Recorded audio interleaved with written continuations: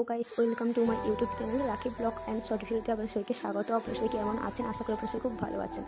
Guys, 15ই ফেব্রুয়ারি আমাদের anniversary ছিল, আর 14ই ফেব্রুয়ারিতে সবাই জানো 14ই ফেব্রুয়ারি সরস্বতী পুজো ছিল। তো আমরা সবাই সরস্বতী পুজোর দিন সন্ধ্যার সময় ঘুরতে গেছিলাম বাইরে মানে যাদের মারিস্তা নাচিন্দা বাড়ি তারা অবশ্যই জানো যে বাড়িতে কত বড় মেলা হয়। যাই হোক, আমরা ঘুরে এসে খাওয়া দাওয়া করে রাতে ঘুমিয়ে গেছি। ঘুম আসছিল না, আমরা কথা বলছিলাম, দিয়ে সে বলছে আমাদের বিয়েটা তো আনুষ্ঠানিকভাবে হয়নি, হঠাৎই হয়ে গেছে মন্দিরে। সব ফ্রেন্ডরা বলে যে তোদের বিয়েতে খাওয়ালি না, এই জন্য ভাবছি সেই আমার ফ্রেন্ড তোমার ফ্রেন্ড সবাইকে ডেকে একদিন মানে ওই দিন খাইয়ে দেবো।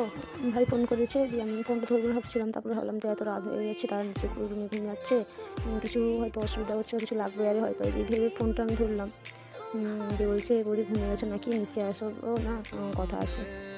দিয়ে যখন দরজা খুলে দরজার সামনে দাঁড়িয়ে আছে ভাই, দিয়ে বলছি চলো চলো চলো একটা কিছু করে নাও, দিয়ে চলো।